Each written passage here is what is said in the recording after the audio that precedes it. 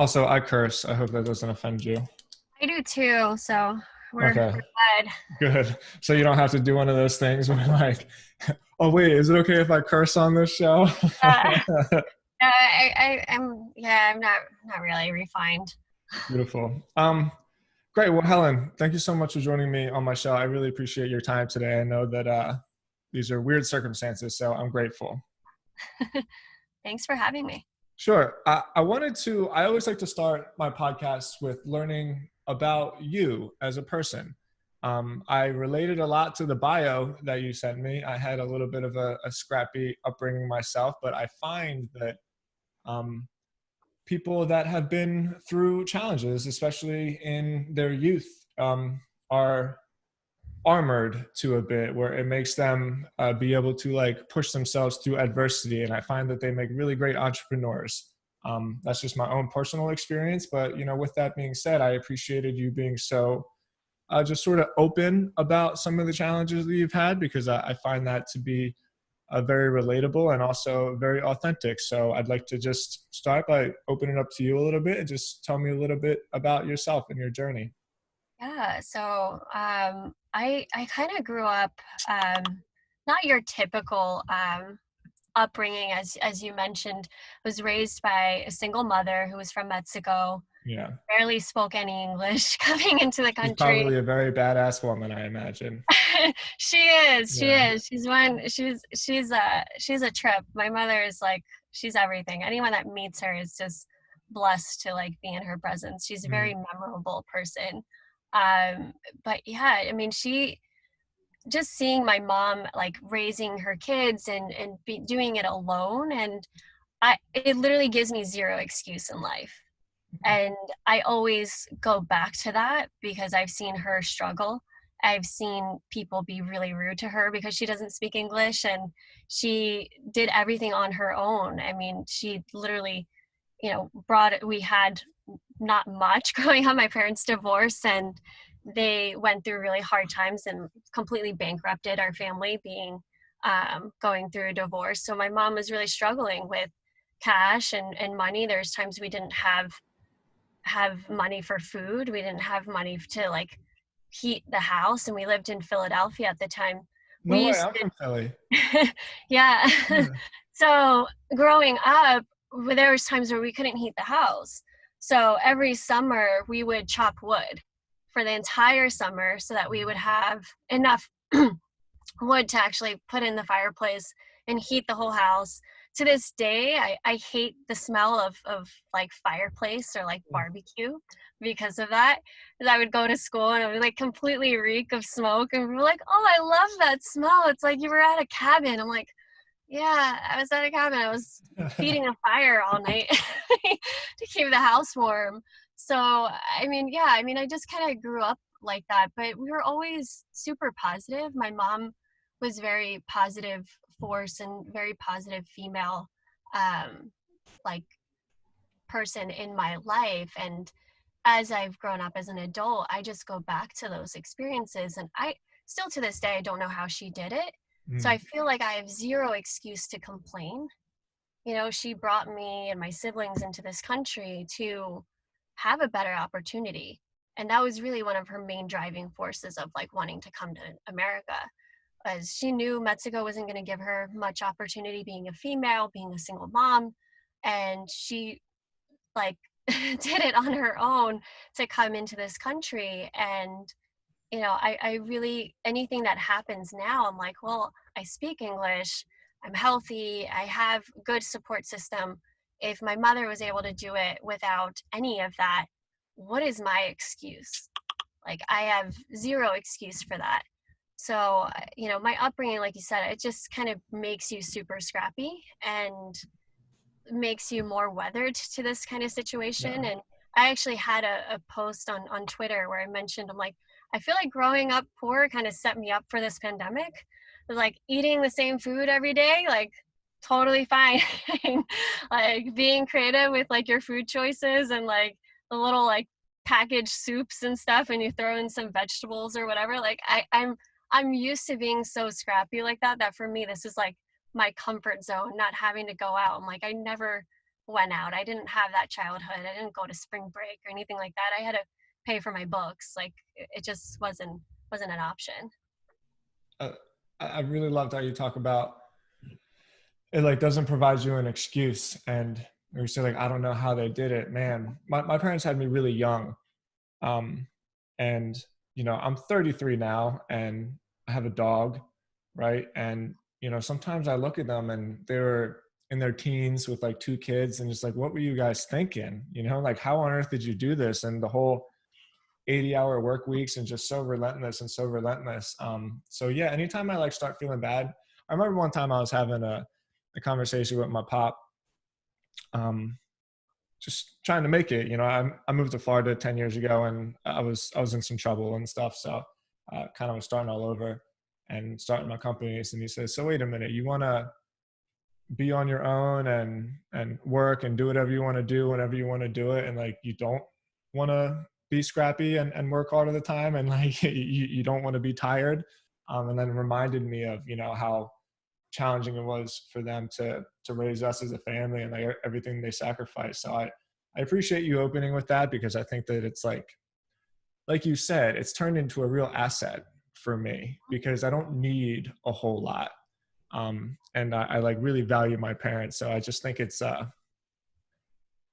just love hearing those stories. So I do appreciate you starting with that.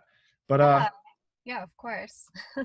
so Not enough people share that kind of side of them. Like yeah, I everyone agree. sees the end result, and people might meet me and not think anything of it. They're like, "Oh, she's so well put together and she has a business." And I'm like, "Yeah, but it wasn't always like this, you Mhm. know. It came from somewhere." And I think it's important for people to know that your story doesn't have to be so traditional, and it definitely you can find success even in the most uncommon upbringing, and that shouldn't define you. I think I see a lot of young people that they say, well, I grew up in this neighborhood, or I grew up this way or that way, and I'm like, there's no excuse. Like if you're healthy and you're willing, you can do it. Like you can create a different future for yourself. It's all in your mindset. Yeah, I really love that. And again, I thank you for being so transparent with that. Yeah. So, the reason for our podcast is because we want to talk about your company. We want to talk about SwagUp. First off, as a web marketer, I love your guys' website. Um, I'm a real fan of when you go to a website and you know exactly what it is that they do. And it just has like, we build swag packs. And I know that's so subtle and so simple, but seriously, um, there's a gazillion websites that I look at and you go there and you're just not quite sure what it is that they do, you know, like what their business is in. So um, as a copywriter, mostly like I'm a real fan of copy and I'm a real fan of like words and clear communication on the web. And Yeah. just like we build swag packs. It's so simple, but I thought that was so great. Yeah, no, we're actually in the middle of a site redesign, but yeah, we focus on building, creating high quality swag into kits. We also have the technology to kind of support all the headaches that come with it. Mm. Everyone loves the idea of creating, gift boxes and stuff to send out to their clients or to their employees or students. And then when they go down to like actually execute it, it's like, where am I going to store all this stuff? How am I going to ship it? How am I going to get people's addresses? Who's going to assemble it? Who do I work with all of this? So we've kind of solved for all of those pain points that come with creating a swag into a campaign. So we not only help you pick out those items, and we have a curated catalog that's just high-end quality stuff. Like our site doesn't have thousands of like tchotchke like stuff that's going to break. That's not really what we stand for. If you want it, we'll give it to you, but that's not really like our wheelhouse. And then we'll, help you with all of it, from the design, from, creating it into an actual experience, and taking care of everything that requires to make that experience happen. Well, wow, that answers my next question basically, because when I looked at this, I did think to myself, there's a gazillion vendors that put hats and t-shirts and pens together. And I remember thinking like, damn, this is you're really jumping in with the sharks trying to play in this arena. And so I was playing around in my head. So I'm a digital marketing director for a company called Journey Pure, where it's a big addiction treatment conglomerate basically. And so we have a lot of business development reps, and they're always dishing out swag to maybe their referrals or whatever. And so I'm thinking to myself, like, getting the swag has never really been that much of a challenge. But then I'm thinking the challenge has always been the logistics behind it, because it's a real pain in the ass, right? Like, I got boxes of pens in this closet, and then I got like stacks of papers, and then everybody's saying like I need more. And I'm like, no fucking way. We got boxes of it over here that you guys haven't even used, you know? Yeah. So hearing how you guys have built an actual, how do we call it? Like a curated all-in-one infrastructure Mhm. where it's not even something that you need to incorporate into your marketing department. It's just SwagUp is that extension of your guys' department. Yeah. I don't mean to be speaking for you, but from what you're telling me, it sounds like that's basically what you guys are offering. Yeah, I need to hire you to pitch our clients. That's Good yeah, at that's sales. exactly, we're basically your chief swag officer for your company. We take care of everything from curating it and taking all the headaches. Um, I always find it so fascinating when I hear clients on the phone. Like, I always like to ask them, like, if you didn't come to us, like, what would you be doing? Like, what Mhm. are you doing now for this? And the answers I get are so crazy. And sometimes it's from like Fortune 500 companies. They're like, oh, the CEO actually has it in his garage and we just slacken. I'm like, what? Like, that's not ideal. And like, your poor CEO, like, he has better things, or he or she has better things to do. And, or they're saving it in their car, in their garage, or so forth. So, yeah, we handle all of the logistics and kind of make it as easy as possible in our platform. And, we allow for multiple teams to actually collaborate on swag projects. And that helps bring the cost down. A lot of companies don't realize that having marketing order swag from one company and HR order swag from another company, and Mhm. some office manager orders it from another company, you end up having a huge problem, one, in cost, because you're paying setups multiple times for each one. But aside from that, time and brand consistency. Like, I've seen so many companies that buy swag and they're like, well, we don't use it because it doesn't match the logo in our office. The company doesn't want to refund us. And like, that's such a shitty experience. And, why not have one platform that everyone in your company can use? You can warehouse everything. Multiple teams can pull inventory. You know what you have. It's not in some, storage office. And now, with everyone working from home, people are trying to store it in their homes, and they're like, our kids are getting into this. Like, I can't have all of our swag materials in my house. It's just not ideal. Yeah, and I noticed on your website how you guys have the custom packs. And I thought that was really interesting because putting myself in your guys's position, that's going to create a whole nother like mess of logistics, right? Um, Speaking just strictly from a growth standpoint, the easiest way to do it is to pick one thing, maybe come up with like 4 or 5 variations of it, and then you can scale it. But then there's the other side that thinks it's never that simple, because every company is going to want to have their own different modifications or whatever. Uh, Give us a little bit of like a behind the scenes with all the solutions that you guys have come up with to make sure that even though it's customizable, you can still deliver it on time and deliver it right the first time, because that's what really sucks when you order swag, is it never actually comes in perfectly. Like you got to get, like I said, pens from this place and papers from this place and shirts and socks from all different places, and there's different variations in it, and it's just because you're getting it from different vendors. So like, when I was looking at that, I was thinking like, wow, that's really, really cool, but that's got to be very challenging. So like, how do Yeah. you guys do that?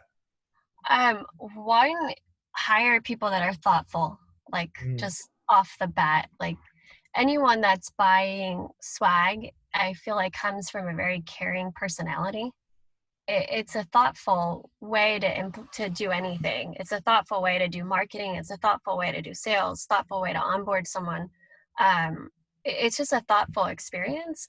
So everyone we have on our team kind of comes from that mindset of like really caring about what they do. So from the salesperson, like they really care about your brand and protecting your brand and understanding it and the do's and don'ts of your logoing. Our procurement team, they take it a step further. If anything in the proofs don't match or anything like that, they can, they alert our team to kind of notify the client.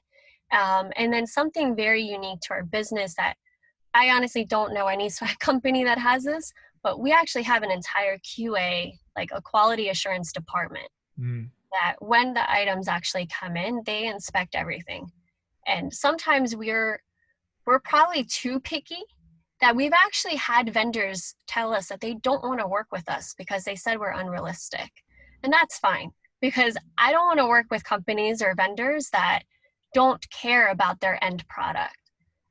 We understand that our gifting and our swag that we're offering, it's not just swag that you're putting on a conference table and there's thousands of them.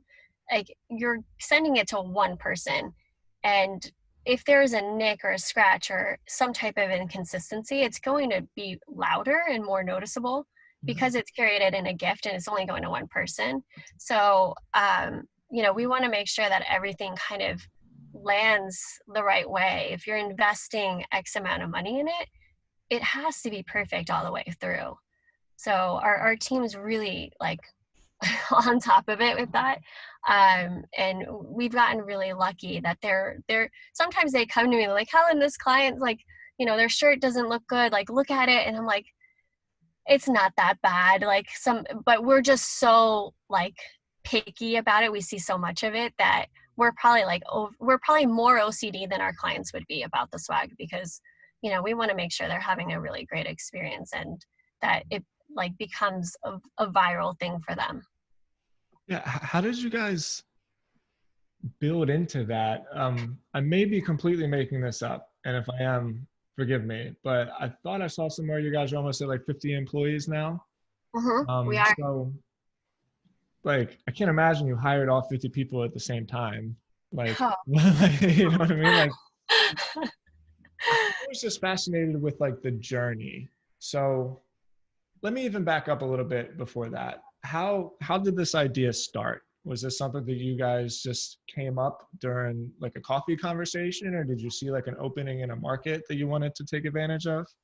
No. So Michael Martocci, he founded the company, and he had experience with ordering swag in the past. He had a startup when he was in college called Click, and was ordering swag for that, and saw it was like painful, and went to worked at a VC company and had to order swag for that as well. And again, like that kind of idea of like, this sucks kind of experience kept coming to his mind.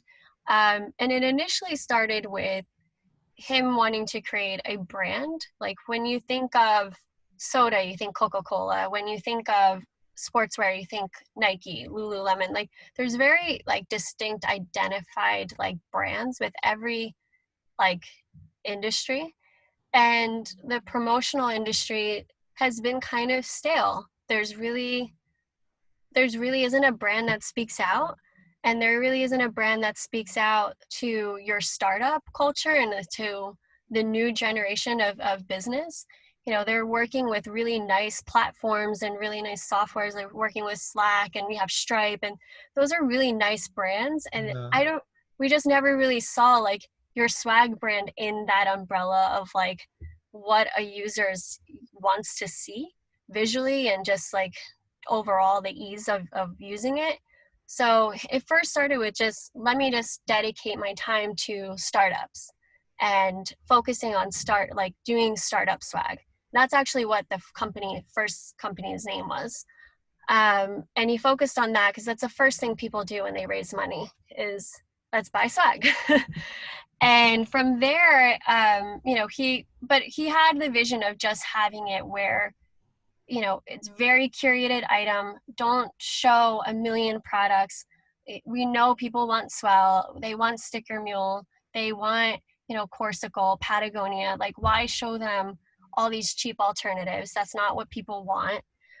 So we started with like a very curated list. From there, we actually had, we changed our name to SwagUp, but we had a client that actually asked us for packs. And they're like, hey, like, can you guys do some boxes? And we're like, yeah, sure, we'll do boxes. So we do the boxes. And then he calls us back up. Do you mind assembling them? Mm. And at that point, we only had 2 employees. We had, it was Michael and like a procurement person. And we didn't really have like that many. So we're like, okay, like we'll assemble them. We like brought in family and friends. We're assembling them in the kitchen and like started getting, and we didn't have a warehouse or anything. Like we literally started it in Michael's mom's home. So very scrappy, like upbringing. We're like, okay, let's put a landing page. You put, built everything on Wix and put the website up and like, all right, we'll do packs and start promoting that and see how that works. Because there really wasn't anyone at that time that was doing packs. Everyone was doing swag and everyone was doing, bulk items, but there wasn't an experience for someone to do packs. And most companies were having to do it themselves. So we saw that there was an area that wasn't really tapped into. So, that's kind of where we started to do the packs. And from there, it just kind of rolled into, well, can you store them? Can you do this? Can you do that? And we just kept kind of adding to our product. We've always been very big about listening to your clients and to what they need.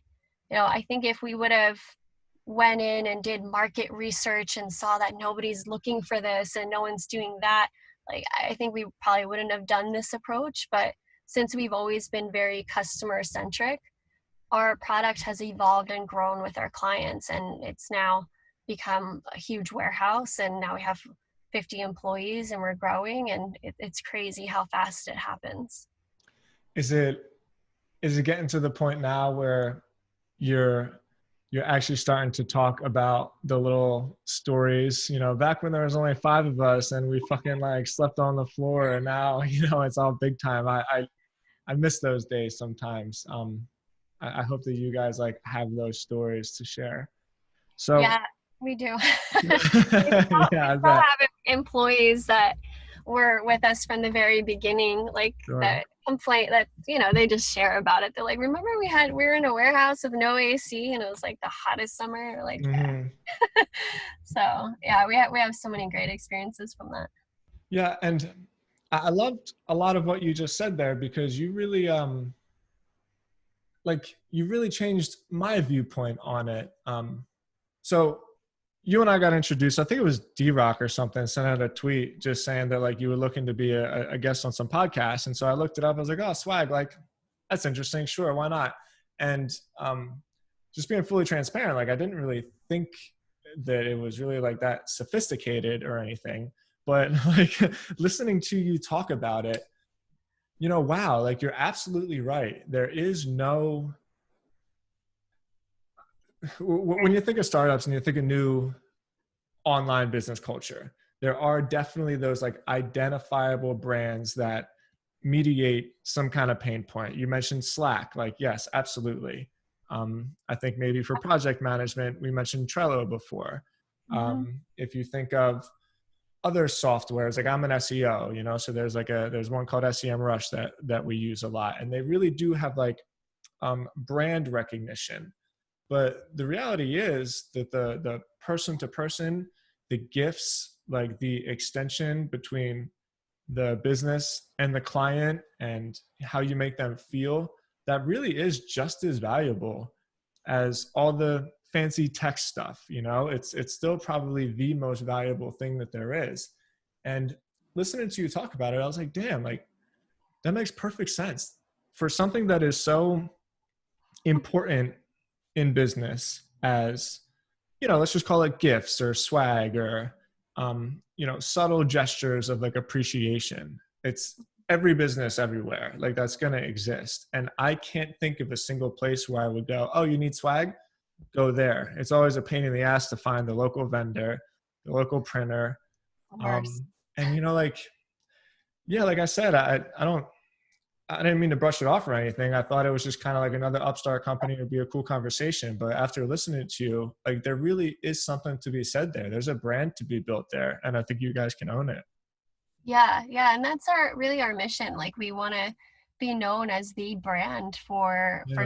for swag management, and not just your your only vendor, but your only vendor across all teams, because there's a lot of overlap, and some companies that are larger that have multiple offices in different places, or Mm. or now that companies are fully remote, how do they still create really great experiences, whether if it's internally or with clients, or we're getting a lot of colleges now as well, like reaching out Oh to us yeah. because we're going to have to onboard students online, and that's something that they've never experienced before, and it's really hard to kind of, how do you create the sentiment, and how do you create the value and your mission as a company, in a way that's thoughtful and not like promotiony, like too like quirky or anything like that, but just like more on a thoughtful level, that's going to resonate with whoever's receiving it. So it's been great, like being able to go through that with some of these companies and solve that for them. And the stories that we hear, they're like, oh my God, I was building this all by myself, or I would have to bribe coworkers to come and stuff 1,000 totes. And we used to have all the interns like, lie to the interns that this is the start of marketing. Like you have to like bear the grunt of ordering swag and like putting it together. Like, don't even do that. Like, why do that? Just like hire a company like us, like hire SwagUp to do that for you. And we don't even charge for the assembly.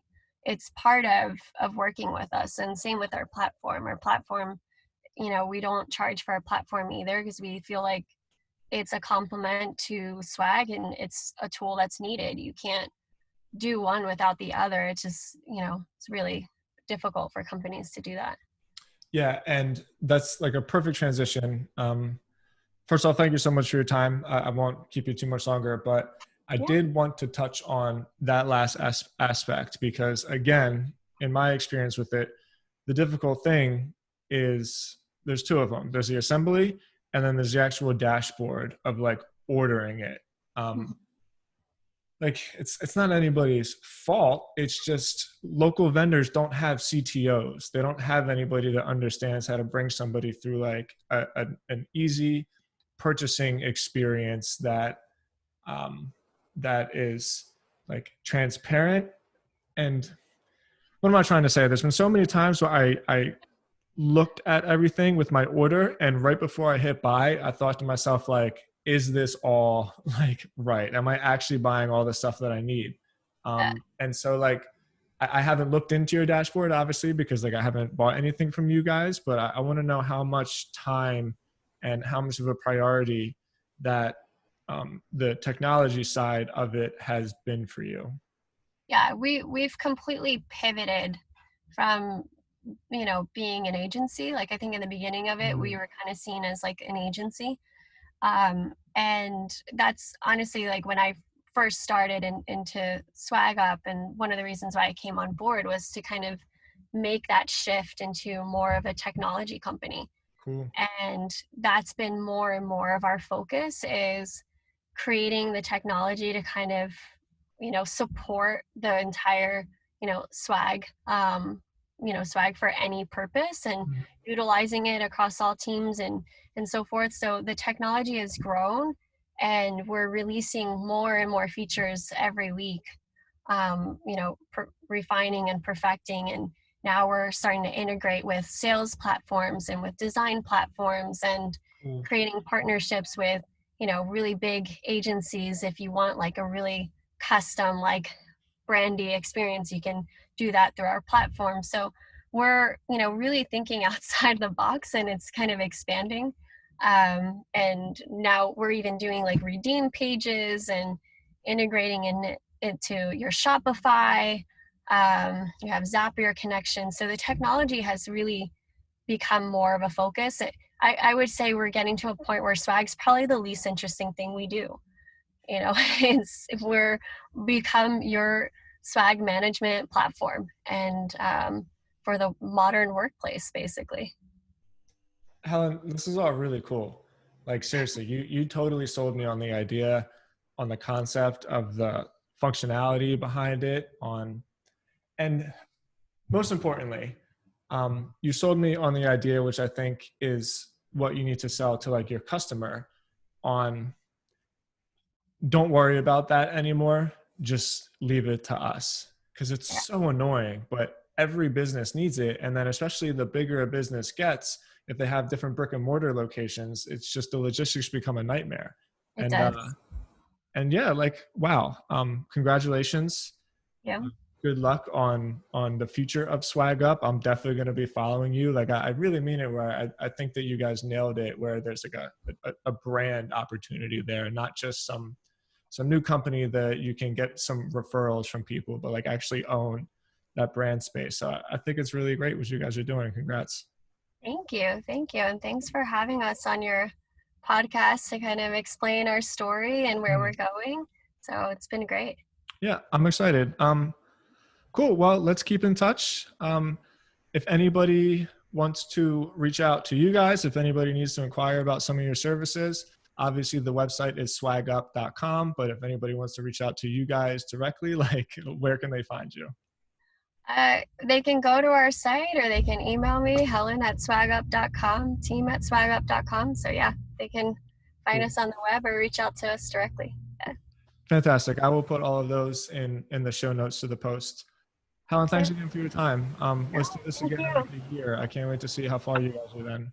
Thank you. Yeah, we'll have to do a follow-up. All Great. right. Later. Bye.